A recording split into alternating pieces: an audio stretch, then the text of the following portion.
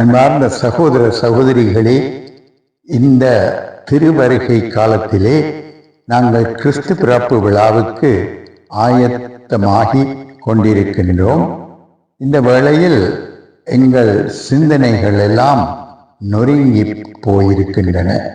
அதற்கு காரணம் நமது நாட்டிலே டிட்வா சூறாவளியின் பேரழிவு விளைவுகளும் அதன் பின்விளைவுகளும் தான். எனவே இவ்வருடம் கிறிஸ்து பிறப்பு விழா காலத்தின் போது தங்கள் அன்புக்குரியவர்களை இழந்த மக்கள் மற்றும் தங்கள் உடைமைகள், வீடுகள், சொத்துக்கள் இழந்த அனைவரும் உடனும் நெருக்கமாக இருக்க அழைக்கப்படுகிறோம். எங்களுக்கு ஆறுதல் தரும் ஒரு இறை வார்த்தை தான், ஆண்டவரே, நீர் ஆதரவற்றவர்களின் விருப்பத்தை கேட்பீர், அவர்களின் உள்ளத்திற்கு ஊக்கம் அளித்து அவர்களுக்கு செவிசாய்க்கின்றீர். இது திருப்பாடல் 10ஆம் அதிகாரம் 17வது வசனம். கிறிஸ்து பிறப்பு விழாவின் மைய கருப்பொருள் ஏழ்மையில் பிறந்த இயேசுவின் கதையில் வேரூன்றியுள்ளது.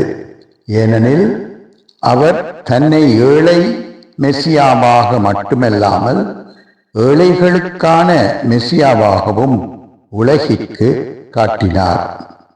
திருத்தந்தை 14ஆம் லியோ டிலெக்ஸிட்டே என்னும் திருமடலில் 19வது இலக்கத்தில் இதை குறிப்பிடுகின்றார்.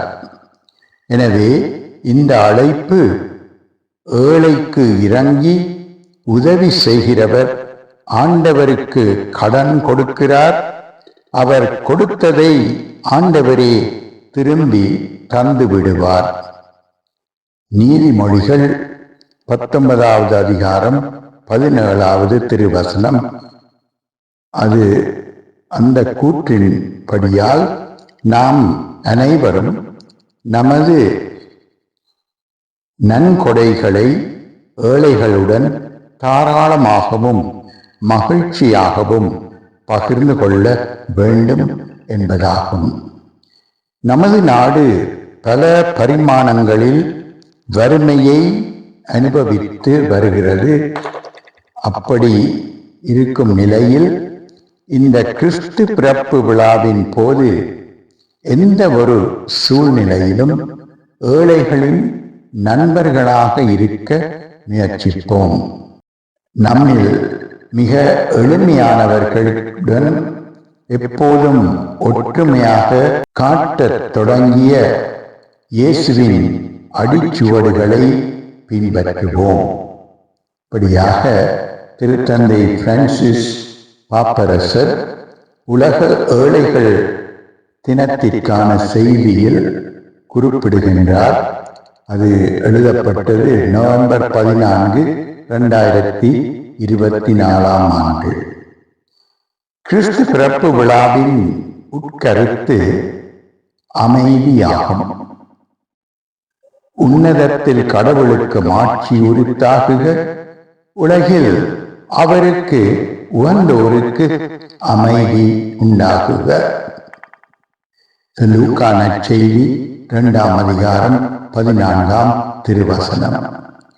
உலகம் மனிதர்களால் ஏற்படுத்தப்பட்ட ஓர் ஒழுக்க சீரழிவை அனுபவித்து வருகிறது. உள்ளமைதியையும் உலகளாவிய நல்லிணக்கத்தையும் உருவாக்க தார்மீக விழுமியங்களின் அடிப்படையில் வெளிப்படும் ஒழுக்கவியல் தீர்மானங்கள் அவசியப்படுகின்றன. தார்மீக விழுமியங்களுக்கு ஏற்படும் எந்த ஒரு அச்சுறுத்தலும் உண்மையான அமைதியை அழித்துவிடும். அமைதியை அனுமதிக்காத ஒரு நாடு பெரும்பாலும் மோதல்கள், பாதாள உலக நடவடிக்கைகள், தீமைகளுக்கு அடிமையாதல் போன்றவற்றை உருவாக்கும். அவை சமூகத்தையே சிதைத்துவிடும். குறிப்பாக இளைய தலைமுறையினருக்கு மீள முடியாத தீங்கு விளைவிக்கும். மேலும் எந்த ஒரு சூழ்நிலையிலும் ஒழுக்கக்கேடான கொள்கைகளை சமுதாயத்துக்கு வழங்குவது ஒரு தனி நபரின் அல்லது ஒரு குழுவின் விருப்புகளையோ அல்லது அதை நோக்கி செல்கிறார்கள் என்பதனால்